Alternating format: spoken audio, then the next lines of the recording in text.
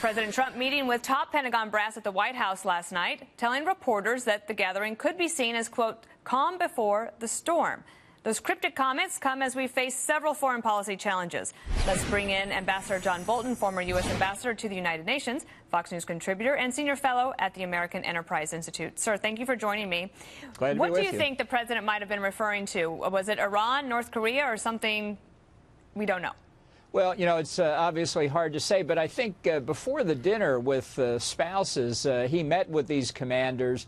And I think if they simply went around the world with their different areas of responsibility, it would bring home to anybody the nature of the very serious threats the United States and its friends face around the world. So I think for the commander-in-chief, that could have been a very sobering conversation, and perhaps that's what his remark reflected. Let's go to Iran. You have not been shy for years about saying what a terrible deal you think that the Obama administration made with Iran. Now President Trump, he has a chance to certify or decertify, recertify Iran and this deal next week, and all indications are that he plans to decertify. Do you agree with that?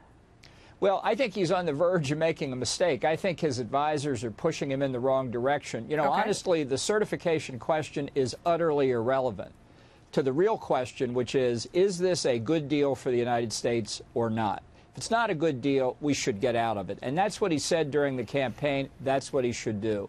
You know, I'm not aware of any major agreement the United States has internationally, not treaties, not executive agreements, not anything, that has a legislative companion comparable to the Corker-Cardin bill that requires this certification process. And I have to say, the Corker-Cardin bill was a mistake from the get-go, and this whole debate over certification is one more pernicious effect of it. I just repeal the whole thing. I don't care really whether he certifies or not. It's better to decertify, but it's not enough if you don't get out of the deal. And you ask yourself, how logically can the president say this deal is not in America's national interest, but by gosh, I'm going to stay in it? Well, if you'll stay with me, we're going to have tape in just a moment. We're getting it fed to us, and President Trump did address what he meant last night, so we'll find out that. And I'll hopefully keep you around, sir, so you can answer that. I imagine that the advisors are telling him that Iran is technically in compliance with the deal. But they're not. So that's what I wanted to ask you. Why would you say they're not? Look, they have exceeded a number of limits already. I think it's indicative that they're testing the envelope of what they can do. And let's be clear, when people say the IAEA, the International Atomic Energy Agency, has certified Iran as compliance, the only thing they can say is what they know to observe. Do you think that Iran would actually violate this deal at a previously known nuclear site that the IAEA is inspecting? Of course not. They're cooperating with North Korea on ballistic missiles, almost certainly on the nuclear side as well.